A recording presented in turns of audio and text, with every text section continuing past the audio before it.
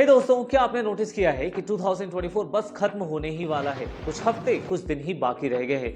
ऐसे में 99% लोग अपने बचे हुए दिनों को भी ये सोच के वेस्ट कर देंगे कि अगले साल नए सिरे से शुरू करेंगे, शुरुआत से शुरू करेंगे। लेकिन टॉप 1% लोग वो टाइम वेस्ट करना नहीं जानते हैं, इसीलिए वो टॉप 1% में होते हैं। वो इन बचे हुए दिनों को इस्तेमाल करेंगे खुद को अपग्रेड करने में, अपनी कम्युनिकेशन स्किल को और ज्यादा इंप्रूव करने में। तो आप डिसाइड करिए, आपको इन बचे हुए दिनों को वेस्ट करना है या फिर उन टॉप 1% लोगों की तरह इस टाइम को यूटिलाइज करना है, अपने इंग्लिश को और ज्यादा इंप्रूव करनी है, अपने कम्युनिकेशन स्किल को अपग्रेड करना है। दोस्तों, अगर आप उन 1% लोगों में हैं तो मैं आपके लिए लेकर आया हूं 30 डेज का एडवांस स्पोकन इंग्लिश कोर्स, जहां पर हम बात करेंगे हर दिन एक नए ऐसे सेंटेंस के बारे में जो मोस्टली लोग या तो गलत करते हैं या फिर उन्हें आता ही नहीं है। ये एडवांस स्पोकन इंग्लिश कोर्स है जहां पर हम बात करेंगे नए नए आइडियाज के, नए नए एक्सप्रेशंस की, नए नए स्लैंग्स और इडियम्स की, नए वोकैबुलरीज की। तो दोस्तों, ये वीडियो सीरीज बहुत ही एंगेजिंग और सुपर होने वाला है जो आपको 2025 के लिए रेडी करने वाला है। दोस्तों, हम इन 30 डेज के दौरान ये भी बात करेंगे कि कैसे आर्टिफिशियल इंटेलिजेंस का इस्तेमाल करके हम अपने इंग्लिश को और ज्यादा इंप्रूव कर सकते हैं, कैसे फ्री में ही हम अपने इंग्लिश को और ज्यादा इंप्रूव कर सकते हैं घर बैठे, बिना किसी ट्यूटर के, बिना किसी दोस्त के, बिना कोई महंगी कोचिंग ज्वाइन करिए। सो अगर आप रेडी हैं तो इस 30 डेज के स्पोकन इंग्लिश कोर्स को ज्वाइन करिए मेरे साथ। Let's start day 1।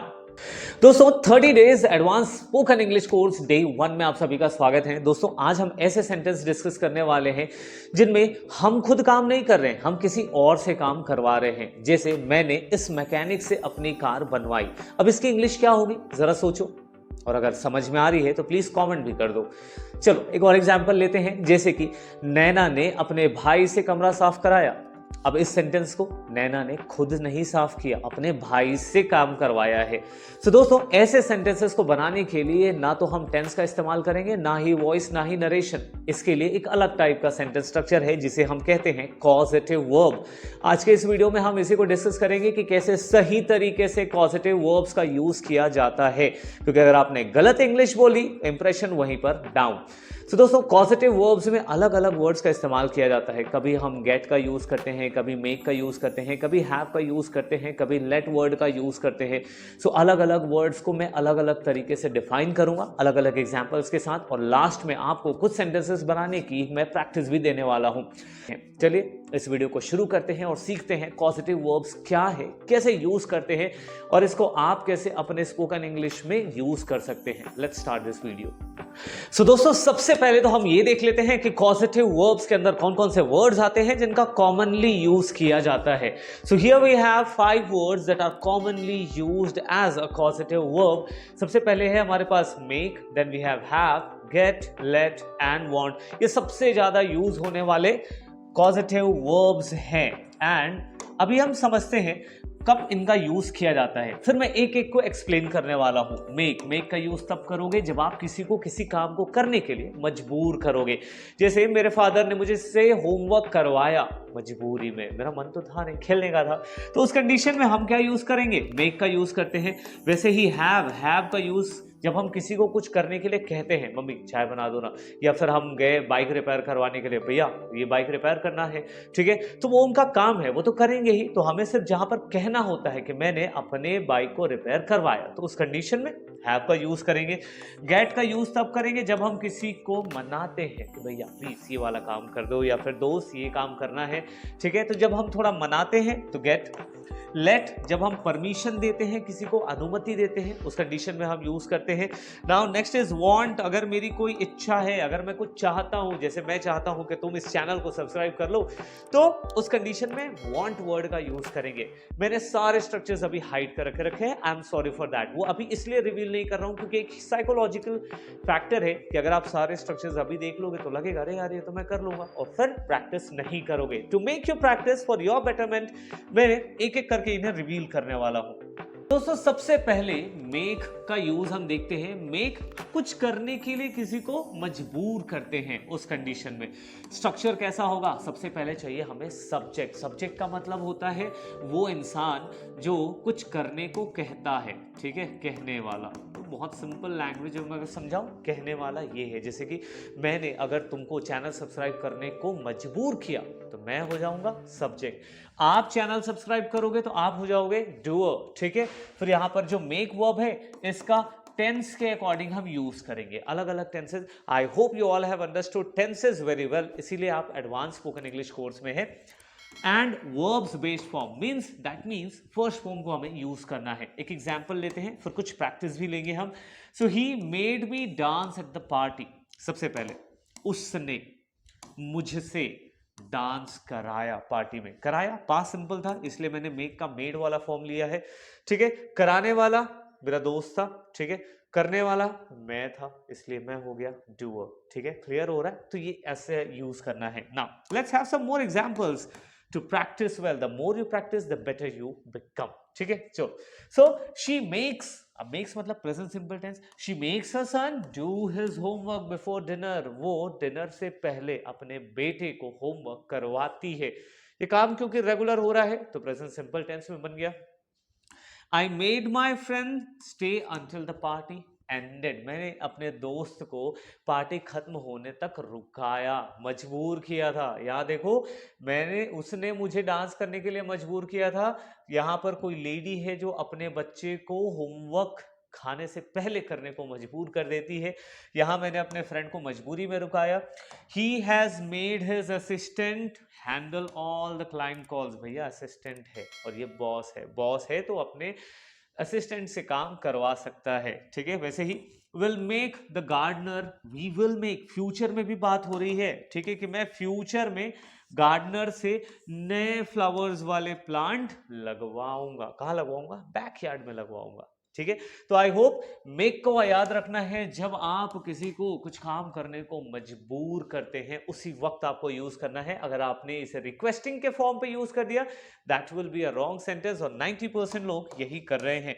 वो सीख तो लेते हैं इंग्लिश बट काम चलाओ, और वो मैं नहीं सिखाने वाला हूं। Now next is have. Have का यूज करने के लिए जब कुछ कहते हैं, नॉर्मली कह देते हैं कि यार सब्सक्राइब कर दो चैनल को, कह रहा हूं, मजबूर तो नहीं कर रहा, ठीक है। तो उस कंडीशन के लिए इसको यूज करेंगे, जैसे कि सब्जेक्ट हैव और हैज, इसके साथ क्या चाहिए? डूअर चाहिए। अब आप सभी एडवांस स्पोकन इंग्लिश कोर्स में है तो मैं ये नहीं समझाऊंगा कि हैव और हैज कहां से आया, क्यों, ये हैव का ही फॉर्म है, हैड भी इसी का फॉर्म होता है, ठीक है। और आपको बेसिक स्पोकन इंग्लिश कोर्स करना है तो लिंक डिस्क्रिप्शन बॉक्स में है, वहां आप डे 1 से हेल्पिंग वर्ब से सीख सकते हैं, ठीक है।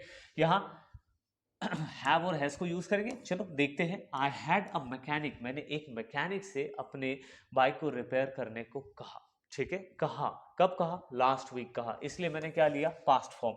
Now I had the painter redo the living room walls yesterday, मैंने पेंटर से लिविंग रूम के वॉल्स को फिर से रीडू करना मतलब फिर से पेंटिंग करवाया, ठीक।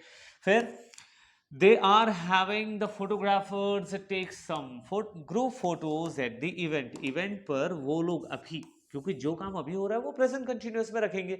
सो अभी ये काम हो रहा है, फोटोग्राफर्स को ये लोग फोटो खींचने को कह रहे हैं, ग्रुप फोटोज, ठीक है। Next is she has had her tutor review. दोस्तों कंफ्यूज मत हो जाना, हैव और हैज दो वर्ड एक साथ कैसे आ गया? एक्चुअली ये प्रेजेंट परफेक्ट टेंस है जहां पर ये हैज तो यूज हुआ है, एंड दिस इज, जैसे बाकी सभी टेंसेस में हम करते हैं ना वर्ब के थर्ड फॉर्म को use, present perfect, past perfect, future, ये थर्ड फॉर्म है, ठीक है। So she has had her tutor, उसने अपने ट्यूटर से सारा असाइनमेंट रिव्यू करवाया है सबमिट करने से पहले। Now will have the caterer set up everything before gets arrived, हम केटरर से सब कुछ सेटअप करवाएंगे, फ्यूचर में करने को कहेंगे गेस्ट के आने से पहले, ठीक है। So I hope this word is clear. Have is used for जब आप किसी को कुछ करने को कहते हो, ठीक है। जैसे यहां पर देख लो, केटरर्स हमारे लिए काम कर रहे हैं, पैसे चार्ज करेंगे तो हमारे कहने पर कर सकते हैं। यहां पर एक कोई गर्ल है, उसका वो ट्यूटर है, ट्यूटर का काम ही है वो बच्चे के वर्क को सब रिव्यू करना, ठीक है। They are having the photographer, photographer भी यार पैसे चार्ज कर रहा है ना, काम के लिए आए तो वो कह के करवा सकते हैं, ठीक है। मैंने पेंटर से काम कराया, मैंने मैकेनिक से काम कराया, so all these are here to do the work, वो चार्ज कर रहे हैं या किसी भी चीज के लिए, मजबूर नहीं कर रहे हैं उनको, ठीक है ना। तो इस तरीके से हम यूज करते हैं हैव को। Now moving to the next point, that is get. Get कुछ करने के लिए मनाते हैं कि भैया प्लीज कर दो, ठीक है। तो सब्जेक्ट गेट डूअर क्या है यहाँ पे, क्या याद रखना है, यहाँ पर याद रखना है टू को, ठीक है। बाकी अभी तक हमने टू को यूज नहीं किया है, गेट यूज करोगे तो don't forget to use this word too, because without this you will be making a wrong kind of sentence. So she got her servant to wash her car yesterday. उसने अपने servant को car धोने के लिए मनाया। Servant दूसरे काम में बिजी था, लेकिन भैया बोले प्लीज कार भी थोड़ा सा वॉश कर देना, ठीक है। She gets her brother to clean her room every weekend. वो अपने भाई को हर हफ्ते रूम क्लीन करने के लिए मनाती है, ठीक है ना। भाई है ना, मानते नहीं है जल्दी, ठीक है। I got my friend to help me with my project yesterday, ठीक है। अब दोस्त है यार, दोस्त को भी थोड़ा सा मनाना पड़ता है, थोड़ा मस्का लगाना पड़ता है। ऐसा थोड़ी नहीं कि तुम रिपेयरर हो या तुम मैकेनिक हो तो ये पैसे रखो और रिपेयर कर दो, ठीक है। नहीं, दोस्त है भाई, प्यार से मानते हैं तो मनाना पड़ता है इनको, ठीक है। जैसे ही has gotten his assistant to schedule all his meetings for the month, ठीक है। उसने क्या, अपने असिस्टेंट, तो बहुत सारे असिस्टेंट, ऐसा नहीं just because they are being paid तो वो काम करे जा रहे हैं, कभी कभी थोड़ा असिस्टेंट्स की भी सुननी पड़ती है, तो उसको मना रहे हैं प्यार से कि भैया सारे जितने इस मंथ के अपॉइंटमेंट्स हैं सब शेड्यूल कर दो। Now next is she will get the mechanic to check her car tomorrow. वो मैकेनिक से अपने कार को चेक करवाएगी, उसको मनाएगी भैया प्लीज चेक कर दो ना अच्छे तरीके से, ताकि जो कार है वो सही तरीके से चल पाए, ठीक है। I hope this word get is clear. Get is used जब हम किसी को कुछ करने को मनाते हैं। मजबूर के लिए मेक वर्ड है। हैव इज यूज जब हम किसी को कुछ करने को कहते हैं, specially when we are paying them. और गेट का यूज जब हम मनाते हैं जिनको हम पे नहीं करते हैं, बाय रिलेशन काम चलता है वहां पर। let word is used when you give permission to someone। जब आप किसी को परमिशन देते हो, जैसे कि यहाँ पर स्ट्रक्चर है subject let doer, to plus base verb आपको यूज करना है। She let her brother use her laptop for his project. अब देखो, उसने अपने भाई को लैपटॉप प्रोजेक्ट के लिए यूज करने दिया, परमिशन। तो जब भी परमिशन वाली बात आएगी आपको वर्ड यूज करना है लेट को।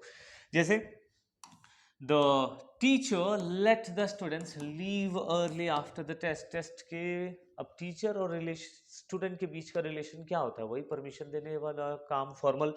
सो टीचर ने बच्चों को टेस्ट के बाद जल्दी जाने दिया। अब टीचर के परमिशन के बिना तो जा ही नहीं सकते थे। तो whenever we talk about permission we need this word let, don't forget it, and don't forget to subscribe the channel if you like the video, right? चलो moving to the next, he let his dog play in the backyard। वो अपने backyard में अपने dog को खेलने दिया, ठीक है। she let her cousin stay at her place for the weekend। वो एक हफ्ते तक वो इस वीकेंड में अपने कजन्स को अपने जगह पर रुकने दी, ठीक है। The parents let me choose the restaurant for dinner. My parents, मेरे पेरेंट्स रेस्टोरेंट चूज करने देते हैं कि कौन सी जगह हम जाने वाले हैं डिनर के लिए। And I hope this word is clear. Let को वैसे भी हम बहुत ज्यादा यूज करते हैं, ठीक है। So let requires permission to use। जहां जहां परमिशन देने या लेने की बात होगी वहां पर यूज करोगे। Now next the word we are taking is want। want कुछ करने की इच्छा व्यक्त करना। मैं चाहता हूं कि ऐसा हो, ठीक है। मैं चाहता हूं कि आप एक सेंटेंस खुद से बना करके कमेंट करें। I want you to comment one sentence using any of these sentences that you have learned today। Now subject want doer बस बेस फॉर्म। तो देखा आपने, बहुत आसान था, सब में एक जैसा स्ट्रक्चर यूज हो रहा है। बार बार स्ट्रक्चर बताने से वो स्ट्रक्चर आपके दिमाग पर सेट हो जाता है, इसीलिए मैंने वो पहले रिवील नहीं किया था, ठीक है ना। एग्जाम्पल देखते हैं। I want you to subscribe my channel. देखो यार, दिल की फीलिंग्स बाहर आ गई, लिख ही दिया मेरे एडिटर ने कि मैं चाहता हूं कि तुम चैनल को सब्सक्राइब कर लो, नहीं करे हो तो कर लो, क्योंकि ऐसे मजेदार कंटेंट मैं आपके लिए बनाता रहूंगा और आपके इंग्लिश को 2025 आने से पहले ही अपग्रेड कर लूंगा, ठीक है। Now next, she wants her parents to attend her graduation ceremony, वो चाहती है कि उसके पेरेंट्स उसकी ग्रेजुएशन सेरेमनी अटेंड करें। I wanted my friend to join me for the movie last night, मैं चाहता था कि मेरे दोस्त मेरे साथ मूवी देखने आए। ठीक। She has wanted his team to improve their performance for months, वो महीनों से अपने टीम से चाहती है, क्या चाहती है कि वो इम्प्रूव करें। We will want the decorator to, हम चाहेंगे कि डेकोरेटर अपना काम फिनिश करे इवेंट से पहले। Now that's what I have for today. I hope you all have enjoyed today's video and you have learned something productive today. आज के बताए हुए सारे वर्ड्स को आप एक एक करके यूज करिए। अगर आप चाहते हैं इसका पीडीएफ और इसके एग्जांपल्स और इसको और ज्यादा प्रैक्टिस करना, तो लिंक में व्हाट्सएप चैनल है, join it and will practice today. Meet you there. Till then, goodbye. Take care and learn English. Bye bye.